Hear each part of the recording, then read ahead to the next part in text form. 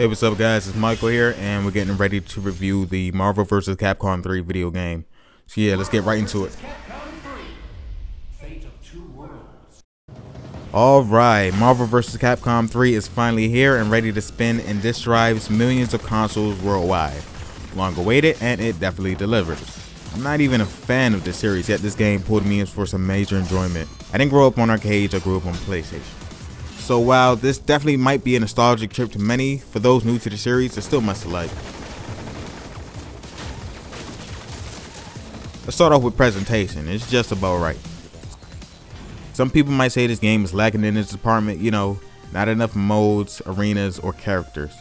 Nowadays, for the fighting genre of video games, I think it's safe to say that most players want to take their experience immediately to practice mode, then online to test their skills. With that being said, the game comes with limited modes. There's no time trial, challenges, survival modes, nothing along what you might be used to already. As for the character, it's not a huge amount, and it definitely could have been better choices to fill in the slots. For example, there's Dante and Triss, but no Virgil. But it's okay though, because chances are you won't be fighting more than the usual 3 you get used to and master. When there are so many characters given to us in a game, they tend to fight very similarly with their styles. Not something you want to see in fighting games.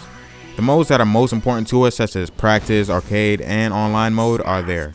And really, that's all you need.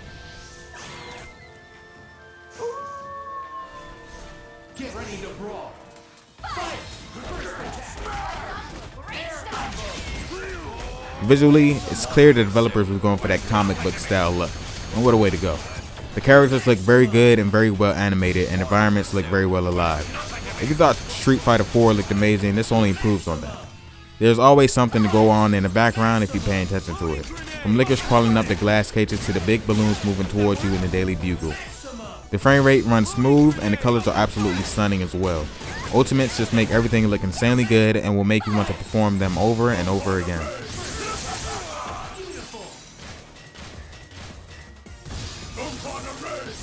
The voices for the characters sound spot on. You have both in English and Japanese tracks. Normally for the games of this type, I know the fans love the Japanese voices, but me personally, I thought the English version was pretty well done. I kept that as my default option. If you are familiar with any of the voices where the characters star in their own game, chances are it's the same voice actor here. Well, don't be scared. Now to what really matters. Of course, gameplay. It's there and then some. You win! Is that really all you got? The developers added a new feature called X Factor. This is used to help each team member accordingly. When casted, it can slowly heal your life bar, give you better defense, offense, etc. It may sound like a simple concept, but it will take devotion and mastery to fully use this aspect to your advantage. The fighting is intense and very quick. Now me, I have enough trouble with one-on-one fights, yet alone 3-on-3. There are certain ways to play this game as well. They have added a simple mode where you use very little buttons to attack and only one button to pull off a special. If you're a beginner, then this mode is for you, but really, I wouldn't really recommend that mode for anyone. First, your movesets are limited and you will not be able to use your character's best special attack. Second and last, if you run into a player who uses normal mode online or off, it will highly decrease your chances of winning. Most of the time, you will probably get destroyed if the player is experienced. So might as well just practice with the normal mode and get good. Get good. Seriously, there's nothing more fun than winning. As far as replay value goes, it can go 2 ways. If you're a casual player who likes beating arcade modes to unlock players, artwork, character bios, etc., chances are you're going to be a little disappointed due to the lack of unlockable characters. There are, and I kid you not, only 4 to unlock. The character bios and endings could have been better as well. No cinematics or anything, you just get like a little comic book ending. When you're playing a game like this so intensely and get endings like this,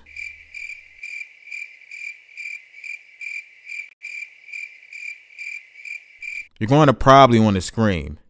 But if you're a hardcore fighter who wants to keep playing online and forgives the lack of content, then it'll last as long as you enjoy it. There are tons of team creation to make, and it will take quite some time to properly master each and every unique character.